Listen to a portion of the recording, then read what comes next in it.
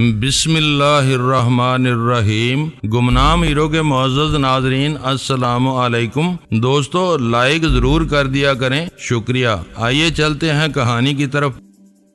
یہ کوشش جاری ہے مگر ڈر ہے کہ مفاد پرست ٹولہ ایسی درخواست بالا ہی بالا رد کر دے گا۔ جلال نے اپنا خدشہ ظاہر کیا۔ عجیب بے بسی ہے، میں نے مایوسی سے کہا۔ سب کچھ جانتے بوجھتے ہوئے بھی ہم کچھ کرنے کے قابل نہیں ہیں۔ وہ دور کی بات ہے، تم اپنا معاملہ دیکھ لو۔ بھارتیوں نے امریکیوں کے ساتھ مل کر تم کو ایسا بھیانک مجرم بنا دیا ہے کہ ہم تمہاری حمایت میں زبان نہیں کھول سکتے، ورنہ وہ ہم پر عالمی دہشت گردی کی پشت پناہی کا الزام عائد کر دیں گے۔ بھارت اتنی بڑی طاقت نہیں ہے، امریکہ اسے اپنے مذموم عزائم کے لیے پال پوس رہا ہے۔ ویرا نے سگریٹ کا دھواں فضا میں بکھیرتے ہوئے کہا۔ وہ اس کی ہر جائز اور ناجائز روش پر مکمل چشم پوشی سے کام لیتا ہے۔ تمہاری یہ باتیں مایوسانہ سوچ کی چگلی کھا رہی ہیں۔ میں نے ویرا سے کہا، اگر ہم ان حالات کو منو ان تسلیم کر لیں تو پھر ہاتھ پر ہاتھ چھوڑ کر بیٹھ جائیں، اپنے ملک کو حالات کے بے رحم اور ناموافق دارے کے رحم و کرم پر چھوڑ دیں، تاکہ جو کچھ اگلے 10 برسوں میں ہونا ہے وہ 5 سالوں میں ہو جائے۔ میرا یہ مطلب نہیں ہے، ویرا نے جلدی سے کہا۔ کوشش ہر حال میں جاری رہنی چاہیے، مگر حالات امید افزا نہیں ہیں۔ ابھی تک تم صرف ناموں پر غور کر رہی ہو، تم نے ان کی اہمیت کے بارے میں نہیں سوچا۔ میں نے طنز سے کہا۔ راہ والے اپنے پالیسی ساز سے محروم ہو چکے ہیں۔ انیل بسواس راہ میں منصوبہ سازی کا سب سے بڑا ماہر تسلیم کیا جاتا تھا۔ اسی طرح جان اسمتھ CIA کا منصوبہ ساز دماغ تھا۔ وہ جنوبی ایشیا کے لیے اپنے ایک مہلک منصوبے کے ساتھ کراچی میں وارد ہوا تھا اور دہلی میں موت کے گھاٹ اتار دیا گیا۔ اپنے 2 اعلیٰ دماغوں سے محروم ہونے کے بعد راہ اور CIA کا گٹھ جوڑ کم از کم 10-15 سال پیچھے چلا گیا ہے۔ تم صحیح کہہ رہے ہو، جلال نے جٹ میری بات کی تائید کی۔ پاکستان کے ہر ہوش مند خیر خواہ کو ان دونوں کے عبرتناک انجام سے خوشی ہوئی ہوگی۔ جلال نے ابھی بتایا ہے کہ جان ایشکوف نے اپنے مرنے والے ساتھی کو بہت بڑا امریکی قرار دیا تھا۔ سلطان شاہ نے یاد دلایا۔ اس کی کوئی اہمیت نہیں ہے، ویرا نے بے پرواہی سے کہا۔ ہر مرنے والے کی خوبیوں کو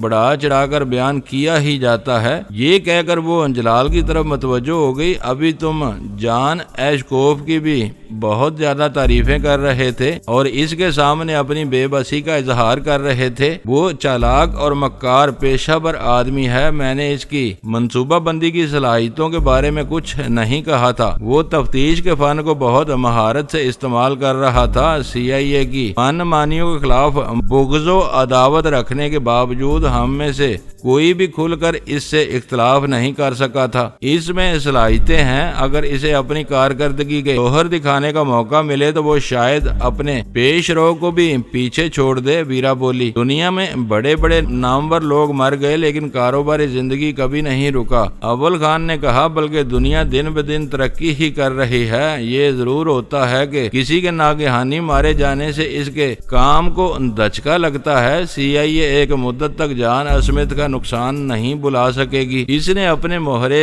سجائے ہوئے تھے۔ یہ بات صرف اس کے ذہن میں محفوظ تھی کہ اپنے منصوبے کو پایہ تکمیل تک پہنچانے کے لیے اسے کس مہرے سے کیا کام لینا ہے۔ شاید نئے آنے والے کو جان کی چھوڑی ہوئی فائلوں سے یہ پتہ چل جائے کہ اب اسے کن خطوط پر کام کرنا ہے، لیکن ہر کام کے لیے موزوں آدمیوں کے انتخاب میں اسے سخت دشواری کا سامنا کرنا ہوگا۔ یہ بات قابل فہم ہے، ہر مرنے والے کی اپنی کوئی نہ کوئی افادیت ہوتی ہے، ویرا نے تسلیم کیا۔ میں یہ بات دعوے سے کہتا ہوں کہ راہ میں انیل بسواس کا کوئی متبادل نہیں ہے، جلال نے پورے اعتماد سے کہا۔ اس شخص کی ذات سے پاکستان کو بہت سنگین خطرات لاحق تھے۔ ہم نے ان دونوں سے چھٹکارا ضرور حاصل کر لیا ہے، لیکن اب حالات کے بڑھتے ہوئے دباؤ کے سامنے اپنے قول میں محصور ہونے اور سمٹنے پر مجبور ہو گئے ہیں۔ کیا اس طرح ان فائدوں کے اثرات کم نہیں ہو جاتے؟ میرا خیال ہے کہ تم اس وقت بحث برائے بحث کر رہی ہو، ورنہ یہ بات تمہیں بھی معلوم ہوگی کہ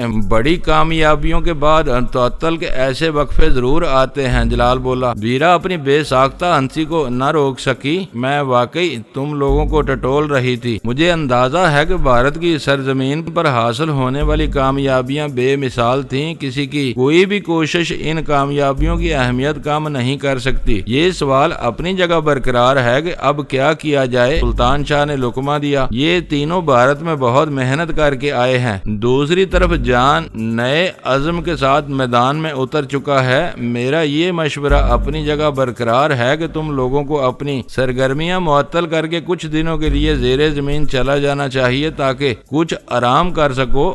جلال نے اپنی بات دہرائی۔ میں نے جلال کے مشورے کے اعادہ پر کوئی تبصرہ نہیں کیا۔ میں اپنے ذہن میں نئی راہ عمل مرتب کرنے کی کوشش کر رہا تھا۔ جلال کو کراچی میں کچھ اور کام درپیش تھے۔ سب سے پہلے اسے اپنے چیف کو اجلاس کے بارے میں بریف کرنا تھا۔ اصولی طور پر اسے وہ کام اجلاس ختم ہوتے ہی اور پہلی فرصت میں کرنا چاہیے تھا، لیکن وہ ہماری کہانی میں ایک نئے اور طاقتور حریف کی شمولیت پر ایسے ہیجان کا شکار ہوا کہ سب کچھ بھول بھال کر ہماری طرف دوڑا چلا آیا۔ اس کی کراچی آمد ہنگامی طور پر ہوئی تھی کیونکہ اس کا پہلے سے کوئی پروگرام طے نہیں تھا۔ وہ سوچ رہا تھا کہ وہ کراچی آ ہی گیا ہے تو لگے ہاتھوں صدف مینشن کے بعد معاملات بھی نپٹا لے۔ ان مصروفیات کے پیش نظر اس کے پاس وقت بہت کم تھا۔ ہم سب کے مشترکہ اصرار کے باوجود وہ کھانے کے لیے رکنے پر آمادہ نہیں ہوا اور عجلت میں ہم سے رخصت ہو گیا۔ جلال نے ہمیں کوئی اچھی خبر نہیں سنائی۔ اس کے چلے جانے کے بعد ویرا نے منہ لٹکا کر کہا، نئے جان کی آمدگی خبر نے دہلی میں حاصل ہونے والی کامیابیوں کا خمار کرکرا کر دیا ہے۔ پتہ نہیں اب آنے والے دنوں میں کیا ہونے والا ہے۔ دن چڑھیں گے تو سب خود بخود سامنے آ جائے گا۔ میں نے بے پرواہی سے کہا، تم پاکستان لوٹ آئی ہو، تمہیں اپنی آزادی کا مزہ کرکرا کرنے کی کوئی ضرورت نہیں۔ اپنی بری عادتوں کے مطابق عیش کرو اور بے فکر رہو، جو ہوگا اسے دیکھنے والے بہت ہیں۔ ویرا نے ترچھی نظروں سے میری طرف دیکھا اور دھیرے سے بولی، سورج ڈوب رہا ہے، دل میں امنگیں جوان ہو رہی ہیں۔ مجھے معلوم ہے کہ اب تم مولوی ہو چکے ہو، میں تمہیں پینے پلانے پر اصرار نہیں کروں گی، لیکن میرے ساتھ تو بیٹھو گے نا؟ میں نوشی میں جہانگیر جیسے گدھے کے ساتھ بھی بیٹھ جاتا ہوں اور محض سگریٹیں پھونک کر اس کے جناتی گلاسوں کی تعداد گنتا رہتا تھا۔ ذہنی طور پر ویرا اس سے کہیں بہتر تھی۔ میں نے ہنستے ہوئے وعدہ کر لیا کہ اول خان سے مذاکرات سے فارغ ہونے کے بعد میں اس کے ساتھ کچھ وقت گزاروں گا۔ سورج کے ڈوبنے اور امنگوں کے جاگنے کے بارے میں ویرا نے غلط بیانی سے کام نہیں لیا تھا۔ ماضی میں جب میں بھی بلا کا میں نوش ہوا کرتا تھا، مجھے بارہا یہ تجربہ ہوا تھا کہ کھلی فضاؤں میں اندھیرے کی چادر محیط ہوتے ہی شراب کی طلب بیدار ہونے لگتی تھی، اور جب تک اعصاب کی تپش کو کندنی سیال کی ٹھنڈک فراہم نہ کی جائے، یہ طلب لمحہ بے لمحہ بڑھتی ہی چلی جاتی تھی۔ ویرا ہمارے ساتھ ڈرائنگ روم میں واپس نہیں آئی بلکہ اپنے ڈرائنگ روم میں جا گھسی، جسے اس نے اپنے ستھرے ذوق کے مطابق سجایا ہوا تھا۔ میں اول خان کے ساتھ کمرے کے ایک گوشے میں بیٹھ گیا۔ سلطان شاہ نے غزالہ کے ساتھ ڈرائنگ روم کا دوسرا گوشہ سنبھال لیا۔ سلطان شاہ کافی دنوں تک تنہا رہا تھا۔ اول خان اپنی دفتری مصروفیات کی وجہ سے اسے خاطر خواہ وقت نہیں دے پایا تھا، جس کی وجہ سے سلطان شاہ کے مزاج میں چڑچڑے پن کے ساتھ ہٹ درمی بھی عود کار آئی تھی۔ اپنی اسی رو کے تحت وہ بڑک کر اس نابکار بھارتی ایجنٹ کی لا حاصل تلاش میں نکل کھڑا ہوا تھا، جس نے راہ والوں کے لیے کراچی میں مظہر خان کے کوائف کی تصدیق کی تھی۔ لاہور میں جلال کے مہمان خانے میں رات بھر کے قیام کے دوران سلطان شاہ اپنی خوابگاہ میں اکیلا محسور رہا تھا، اس لیے اسے اپنے دل کی بڑاس نکالنے کا کوئی کھلا موقع نہیں مل سکا تھا۔ ہمارے کراچی پہنچنے کے بعد کچھ ابتدائی وقت اول خان کی نظر ہو گیا۔ اس کے بعد جلال کا فون ہمارے اعصاب پر سوار رہا۔ ہم لوگ جلال کی آمد کے انتظار میں مسلسل اس کی دی ہوئی اطلاعات پر تبادلہ خیال کرتے رہے۔ جلال کے جانے کے بعد سلطان شاہ کو پہلی بار فرصت میسر آئی تھی اور وہ دل کھول کر اس سے فائدہ اٹھا رہا تھا۔ وہ غزالہ کے ساتھ کچھ دیر تک ڈرائنگ روم میں بیٹھا رہا۔ جب اس نے مجھے اول خان کے ساتھ گفتگو میں منہمک پایا تو خاموشی کے ساتھ غزالہ کو اپنے ساتھ لے کر کمرے سے کھسک گیا۔ جان اسمتھ CIA میں بہت اہم پوزیشن کا حامل تھا۔ اس کے قتل کے رد عمل میں امریکیوں کی غیر معمولی سرگرمی میرے لیے متوقع تھی۔ اول خان کہہ رہا تھا، مجھے بھی یقین تھا کہ اس کی موت پر وہ خوفزدہ ہو کر خاموش نہیں بیٹھیں گے۔ میں نے اس کی تائید کرتے ہوئے کہا، مگر مجھے یہ امید نہیں تھی کہ دہلی کے واقعات کے بارے میں اتنی سرعت سے میرا نام ابھر آئے گا۔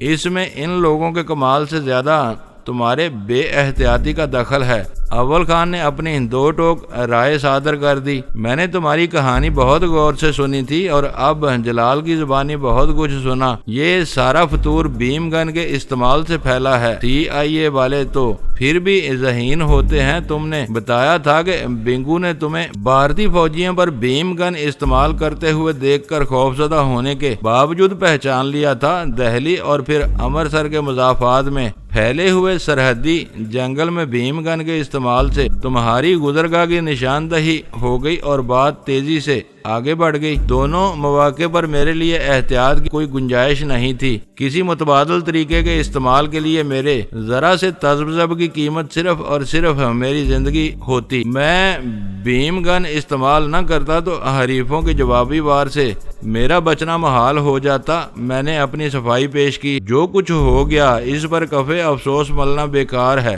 سمراٹ ہوٹل میں جان اسمتھ کے قتل کی خبر ملنے کے بعد مجھے دلی خوشی ہوئی تھی کہ روئے زمین سے ایک بہت بھاری فتنے کا صفایا ہو گیا اور اب اس بارے میں کبھی پاکستان پر الزامات تراشی نہیں کی جا سکے گی، مگر ایسا نہیں ہو سکا۔ یہ سب مقدرات کی باتیں ہیں جو اٹل ہوتی ہیں، انہیں بدلنا انسان کے بس سے باہر ہوتا ہے۔ یہ واقعی ہماری بدقسمتی ہے کہ بھارت کی سرزمین پر کھیلی جانے والی خون کی ہولی کا داغ بھارتیوں کی پیشانی کو آلودہ کرنے کے بجائے ہمارے دامن کو داغدار کرتا ہوا نظر آ رہا تھا۔ نیا جان اپنی پوری تھیوری تحریری شکل میں لے کر آیا ہے۔ اول خان کی آواز تعجب آمیز تھی۔ یہ جان کا کمال نہیں ہے۔ جلال بتا چکا ہے کہ وہ رپورٹ فیئر فیکس کے علاقے میں بیٹھے ہوئے امریکی عہدیداروں نے سنی سنائی باتوں کی مدد سے مرتب کی ہے۔ میں نے کہا، پھر بھی ان کی کوشش قابل تعریف ہے۔ جائے واردات سے ہزاروں میل دور بیٹھ کر اتنی صحیح رائے قائم کرنا آسان نہیں ہے۔ ابھی تم خود کہہ چکے ہو کہ اس کامیابی میں امریکیوں کی صلاحیتوں سے زیادہ میری بے احتیاطی کا دخل ہے۔ اول خان بے ساختہ ہنس پڑا، پھر بولا، سب سے بڑی مشکل یہ ہے کہ تم سنی ہوئی ہر بات یاد رکھتے ہو۔ یہ بتاؤ کہ اب تم کیا سوچ رہے ہو؟ جان کی تحقیقات کو روکنا ضروری ہو گیا ہے۔ میں نے سنجیدگی سے کہا، اس کی کامیابی سے ہمارے دشمنوں کے حوصلے بڑھ جائیں گے۔ اس کے کام میں روڑے اٹکانا آسان ہے، مگر بات پھر وہیں آ جاتی ہے کہ پاکستان میں اب کسی امریکی کو نقصان نہیں پہنچنا چاہیے۔ اسی فیصلے کی وجہ سے ہم جان اسمتھ سے دور رہے تھے۔ اس کی موت اگر اسے دھکیل کر دہلی نہ لے جاتی تو وہ آج بھی زندہ ہوتا۔ جان ایشکوف بھی دہلی جا رہا ہے۔ مجبوری یہ ہے کہ ہم وہاں سے واپس آ چکے ہیں اور IB کے ایجنٹ کسی قیمت پر اس پر ہاتھ نہیں ڈالیں گے۔ میں نے متاسفانہ لہجے میں کہا، رینا اجیت رائے دہلی میں تمہاری سب سے بڑی ہمدرد اور دوست تھی، کیا تم اس سے کوئی کام نہیں لے سکتے؟ وہ بے خبری میں میری اعلی کار بنی ہوئی تھی۔ اسے میرے اوپر شبہ بھی ہو جاتا تو وہ ہرگز میرے قریب نہ آتی، اور اب تک تو وہ بیچاری بھی عطاب میں آ چکی ہوگی۔ وہ دلکش اور جوان ضرور ہے، مگر جذباتی لڑکی ہے۔ میرے ایک ذرا سے احسان سے مغلوب ہو کر میری ہمدرد و غم گسار اور رازدار بن گئی تھی۔ راہ کے 12 دیدہ بیڑیوں نے اسے بھارت ماتا پر ڈینی کے ظلم و ستم کی اندوہ خوفناک کہانیاں سنانی شروع کر دی تو وہ رو رو کر سب کچھ اگلتی چلی جائے گی اور پھر اپنی چمڑی ادڑوا لے گی۔ میری خواہش ہے کہ جان کے خلاف کچھ نہ کچھ کیا جائے۔ میں نے اس کی بات درمیان سے ہی اچک لی اور کہا، یہ تم اس لیے کہہ رہے ہو کہ آج کے اجلاس میں ایس ٹی ایف شریک نہیں تھی، اس لیے تمہارے ہاتھ کھلے ہوئے ہیں۔ اس سے پہلے کہ ہمارے ہاتھ بھی باندھ جائیں ہمیں کچھ نہ کچھ کر گزرنا چاہیے۔ اس نے میرے تبصرے کا برا منائے بغیر جواب دیا، میرے ذہن میں کچھ کھچڑی سی پک رہی ہے، مگر مشکل یہ ہے کہ میں اسے نہیں پہچانتا۔ میں نے اسے کہیں ملنے کے لیے آمادہ کر لیا اور اس نے اپنی جگہ کسی اور امریکی بندر کو بھیج دیا تو میں دھوکہ کھا جاؤں گا۔ میں نے کچھ سوچتے ہوئے اپنی مجبوری کا اظہار کیا۔ وہ سی آئی اے کا بہت پرانا افسر ہے اور ترقی کرتے کرتے اس مقام پر پہنچا ہے۔ وہ افغانستان پر روسیوں کی یلغار کے زمانے میں پاکستان آتا جاتا رہتا تھا اور کافی عرصے پشاور میں مقیم رہا تھا۔ میں نے اسے دیکھا ہوا ہے، پہلی نظر میں اسے پہچان لوں گا۔ شاید اسی لیے میٹنگ میں شریک ہونے والے پاکستانی افسروں سے اس کی بے تکلفانہ جان پہچان تھی۔ مجھے حیرت ہے کہ جلال نے اس کے پاکستان میں پچھلے قیام کا کوئی ذکر نہیں کیا۔ اس کے پاس وقت کم تھا اور سر پر زیادہ مسائل سوار تھے، بھول گیا ہوگا۔ پشاور میں جان کیا کرتا رہا تھا؟ میں نے پوچھا۔ افغانستان میں درپردہ کئی امریکی ایجنسیاں افغانیوں کی دل کھول کر مدد کر رہی تھیں۔ انہیں ہتھیار، گولہ بارود اور رسد فراہم کی جا رہی تھی۔ باہر سے آنے والے عرب اور دوسرے ایشیائی مجاہدین کی حوصلہ افزائی کی جا رہی تھی اور پہاڑوں میں موجود قدرتی سرنگوں کے جال کو ایسے ناقابل شکست بنکرز وغیرہ میں تبدیل کیا جا رہا تھا جہاں محصور ہو کر لمبی مدت تک روسیوں کا مقابلہ کیا جا سکے۔ ان سرگرمیوں کے لیے سرمایہ درکار تھا۔ سی آئی اے کے فنڈز جان تقسیم کرتا تھا۔ پھر تو وہ پاکستان اور پاکستانیوں سے بڑی حد تک واقف ہوگا۔ میں نے رائے زنی کی، یقیناً واقف ہے، اسی لیے اس کو پاکستان بھیجا گیا ہوگا۔ اجنبی چہروں کے مقابلے میں شناسا افسر زیادہ سہولت سے کام کر لیتے ہیں۔ جلال نے یہ بات خاص طور پر بتائی تھی کہ آج کے اجلاس کی فضا شروع سے آخر تک دوستانہ تھی۔ یہ باتیں بعد میں بھی ہوتی رہیں گی۔ ابھی تک تم نے نہیں بتایا کہ تمہارے ذہن میں کیا کھچڑی پک رہی ہے۔ ابھی تھوڑی دیر میں سب کچھ تمہارے سامنے آ جائے گا۔ یہ بتاؤ کہ اس وقت جان کہاں ہو سکتا ہے؟ میں نے مسکرا کر کہا، یقین سے کچھ نہیں کہا جا سکتا۔ ہو سکتا ہے کہ اس وقت امریکی قونصل خانے میں ہو، وہاں عام طور پر دیر تک کام ہوتا ہے۔ جلال بھی کہہ رہا تھا کہ اسے کمپیوٹر پر اپنے ہیڈ آفس سے رابطہ کرنا ہے تو قونصل خانے میں ساری سہولتیں دستیاب ہوں گی۔ یہ تو بتاؤ کہ تم کیا کرنا چاہ رہے ہو؟ فی الحال اسے فون کرنے کا ارادہ ہے۔ سی ایس ڈی کی موجودگی میں کھل کر اس سے بات کر سکوں گا۔ کیا بات کرو گے؟ اول خان نے صوفے پر بے چینی سے پہلو بدل کر پوچھا۔ اس کا انحصار اس کے موڈ اور رویے پر ہے۔ پہلی بات یہ ہے کہ وہ فون پر آ جائے تو پھر قونصل خانے سے ہی ابتدا کرو۔ اس وقت تمہارے تینوں ساتھی بھی یہاں سے ٹلے ہوئے ہیں۔ ویرا اب ذرا بے شرم ہو گئی ہے، کسی بھی لمحے اپنے گلاس سمیت ناگہانی پک پڑے گی۔ وہ غلط وقت پر آ گئی تو اس کی مداخلت سے سارا کھیل بگڑ جائے گا۔ اسے دیکھ لو، ہو سکتا ہے کہ وہ اپنے شغل میں مگن ہو۔ اول خان نے مسکراتے ہوئے خیال ظاہر کیا۔ میں ڈرائنگ روم سے اٹھ گیا۔ سلطان شاہ غزالہ کے ساتھ اپنے کمرے میں بیٹھا چائے پی رہا تھا۔ وہ دونوں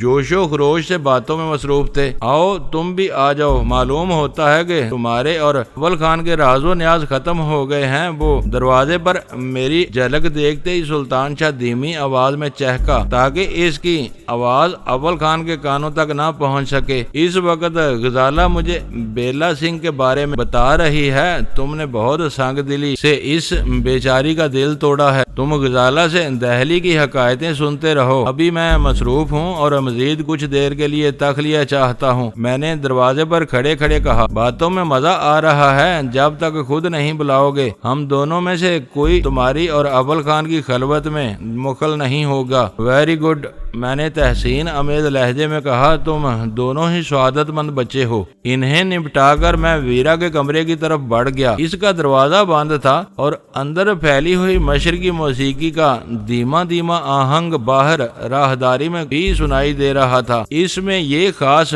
خوبی تھی کہ وہ مے نوشی کا شغل شروع کرنے سے پہلے اپنے دروازے کا پٹ بند کر لیتی تھی۔ میں نے لہجہ بھر توقف کے بعد بند دروازے پر دستک دی۔ ویرا نے یہ جانے بغیر کہ دروازے پر کون ہے اندر سے کم ان کی ہانک لگا دی۔ میں نے ہینڈل گھمایا تو دروازہ اندر سے مقفل یا بلٹ نہیں تھا، ذرا سے دباؤ سے اندر کھلتا چلا گیا۔ ویرا خاصے بے رحمانہ بلکہ اشتعال انگیز لباس میں اپنی مسہری پر اسکاچ کا گلاس لیے نیم دراز تھی اور نیچی آواز میں کیسٹ پلیئر چل رہا تھا۔ اپنے دروازے پر مجھے دیکھ کر ویرا کا چہرہ کھل اٹھا اور گلاس میری طرف بلند کر کے بولی، آج میرا دل گواہی دے رہا تھا کہ تم اپنے وعدے کا پاس کرو گے اور اپنا کچھ وقت میرے ساتھ ضرور گزارو گے۔ دیکھ لو، آج میں نے تمہارے لیے خاص طور پر یہ شاندار کپڑے پہنے ہیں۔ میں تم سے کچھ دیر کی اجازت لینے آیا تھا۔ میں نے بھرپور مسکراہٹ کے ساتھ کہا، میں مزید 10-15 منٹ کے لیے اول خان کے ساتھ مصروف ہوں، اس سے نبٹ کر تمہارے پاس آؤں گا۔ میں انتظار کر لوں گی۔ اس نے خوشی سے میری معذرت قبول کر لی۔ تم اطمینان سے اس سے بات ختم کر لو، ان کپڑوں میں اپنے کمرے سے باہر نہ نکل آنا۔ میں نے بالواسطہ طور پر اس کی طرف سے عدم مداخلت کی یقین دہانی چاہی، تماشا بن جاؤ گی۔ تم فکر نہ کرو، پاکستان میں اتنی مدت گزار کر اب مجھے بھی اپنے بدن کی قدر و قیمت کا اندازہ ہو گیا ہے۔ میں ایک لڑکی ہوں اور کسی لڑکی کو غیر ضروری طور پر اپنے بدن کی نمائش نہیں کرنی چاہیے۔ یہ امریکہ اور مغرب کا گندا دستور ہے کہ وہاں مرد مستور رہتے ہیں اور عورتیں کھلی پھرتی ہیں۔ کبھی کبھی تم واقعی دانشور بھی ہو جاتی ہو۔ بس میں ذرا سی دیر میں آتا ہوں۔ میں نے اس کی طرف ہاتھ لہرایا اور دروازہ بند کر کے واپس ڈرائنگ روم کی طرف ہو لیا۔ ڈرائنگ روم میں اول خان کے سامنے کراچی کی ٹیلی فون ڈائریکٹری کی پہلی جلد رکھی ہوئی تھی۔ اس نے ڈائریکٹری سے امریکی قونصل خانے کے فون نمبر نوٹ کر لیے تھے۔ میں نے گھر پہنچنے کے بعد CSD کو پہلی فرصت میں فون لائن سے جوڑ دیا تھا۔ میں نے ڈرائنگ روم میں موجود انسٹرومنٹ سنبھالا اور ایک براہ راست نمبر ملانے میں مصروف ہو گیا۔ دفتری اوقات ختم ہو جانے کی وجہ سے اس وقت ٹیلی فون کے سوئچ بورڈ سے جواب ملنے کی کوئی توقع نہیں تھی۔ 5ویں گھنٹی بجنے کے بعد دوسری طرف سے جواب دینے کی ریکارڈنگ مشین چل پڑی۔ وہ خالص امریکی لب و لہجے میں ریکارڈ کیا ہوا ایک نسوانی معذرتی پیغام تھا، جس کے آخر میں مخاطب سے اپنا نام اور پتہ چھوڑنے کی درخواست کی گئی تھی۔ میں نے پورا پیغام سن کر فون بند کر دیا۔ دوسرے نمبر سے فوری طور پر جواب مل گیا۔ پچھلا نمبر ملاتے ہوئے میں یہ فیصلہ کر چکا تھا کہ رابطہ قائم ہو جانے پر عربی لب و لہجے میں انگریزی بولوں گا۔ مقامی آواز کو شاید زیادہ اہمیت نہ دی جاتی۔ امریکی یا کسی یورپی لہجے کی نقل میرے لیے دشوار ہوتی، کیونکہ میرا گفتگو کو طول دینے کا ارادہ تھا۔ میں عبد الماجد الحسینی بول رہا ہوں، مجھے مس جان ایشکوف سے بات کرنی ہے۔ میں نے روانی سے کہا،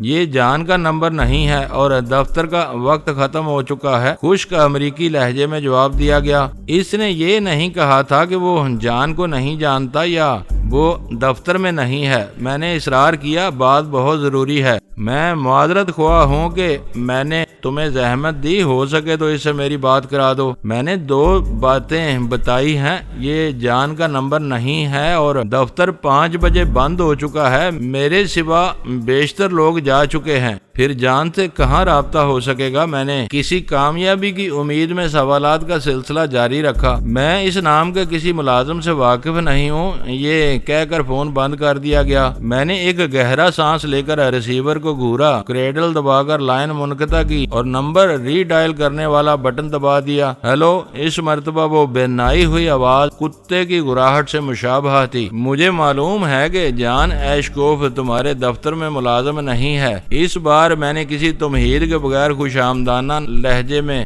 اپنی بات شروع کر دی۔ مجھے بتایا گیا تھا کہ وہ آج شام استنبول سے کراچی پہنچے گا اور میرا نام سن کر مجھ سے بات کرنے پر ضرور آمادہ ہو جائے گا۔ عشق، تمہیں اس سے کیا کام ہے؟ اس بار میرے مخاطب نے کوئی دو ٹوک جواب نہیں دیا تھا۔ یہ میں کسی کو نہیں بتا سکتا، میں نے لجلجائی ہوئی آواز میں کہا۔ یہ سمجھ لو کہ جان اسی سلسلے میں یہاں آیا ہے، میں اس کا کام آسان کر سکتا تھا۔ وہ قونصل خانے کا کوئی باخبر ملازم تھا۔ میرے آخری فکروں میں پنہا اشارے کو بلا تعمل بھانپ گیا کہ میں ڈینی یا مظہر خان کے بارے میں کوئی بات جان تک پہنچانے کے لیے بے چین ہو رہا تھا، کیونکہ جان صرف ان دونوں کی تلاش میں کراچی آیا تھا۔ اپنا فون نمبر لکھوا دو، جان چاہے گا تو تم سے رابطہ کر لے گا، اس نے ہدایت دی۔ میں ایک چھوٹے ہوٹل میں ٹھہرا ہوا ہوں، وہاں صرف کاؤنٹر پر ایک فون ہے جس پر رازداری سے بات نہیں ہو سکتی ہے۔ میں ویسے بھی ایک کوچہ گرد سیلانی ہوں، اگر جان نے فون کیا اور میں ہوٹل میں موجود نہ ہوا تو میرا اور اس کا بھاری نقصان ہو جائے گا۔ اس وقت بھی میں ایک پبلک بوتھ سے بات کر رہا ہوں۔ سوری،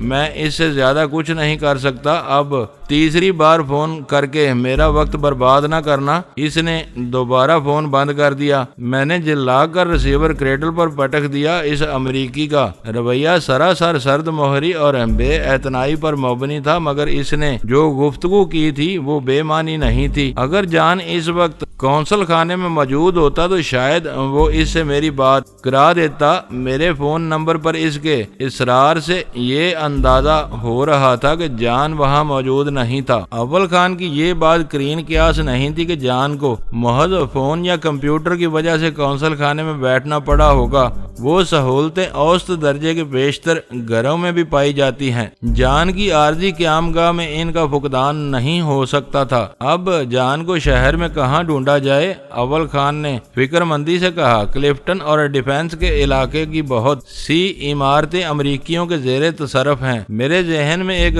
خیال کوندے کی طرح لپکا۔ وہ اس وقت دہلی جانے کے ارادے سے عارضی طور پر کراچی آیا تھا، لیکن اس نے مشترکہ اجلاس میں اس عزم کا اظہار کیا تھا کہ دہلی سے واپسی پر وہ کراچی میں طویل قیام کرے گا تاکہ ڈینی کے فتنے کا سدباب کر سکے۔ ہمارا سابقہ تجربہ اس بات کا گواہ تھا کہ امریکہ سے آنے والے افسروں کے لیے نئے مکان حاصل کرنے کے بجائے ان محفوظ گھروں کے استعمال میں تسلسل کو اولویت دی جاتی تھی جو پہلے سے کسی اور امریکی کے استعمال میں رہے ہوں۔ اوبرائن ڈی ہنٹ مارا گیا تھا تو چند روز بعد جان اسمتھ کو اس کا جانشین بنایا گیا تھا اور وہ اسی فلیٹ میں مقیم تھا جہاں اوبرائن رہتا تھا۔ جان اسمتھ کی موت کے بعد وہ فلیٹ خالی ہو چکا تھا۔ جان ایشکوف اگر اس کی جگہ لینے کا ارادہ رکھتا تھا تو اس کے لیے جان اسمتھ کے سجے سجائے فلیٹ سے بہتر قیام گاہ کا ملنا مشکل تھا۔ وہاں کوشش کر لینے میں کوئی حرج نہیں ہے۔ اول خان نے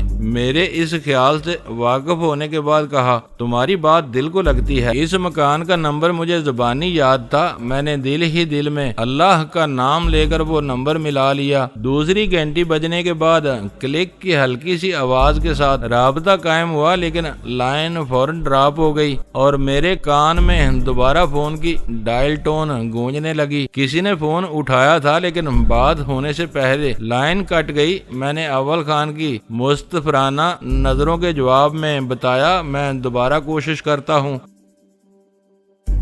دوستو ویڈیو کو لائک ضرور کر دیا کریں۔ ISI پاک آرمی زندہ باد، پاکستان پائندہ باد۔ معزز ناظرین، اپنا خیال رکھیے گا اور اپنے اس چینل کا بھی شکریہ۔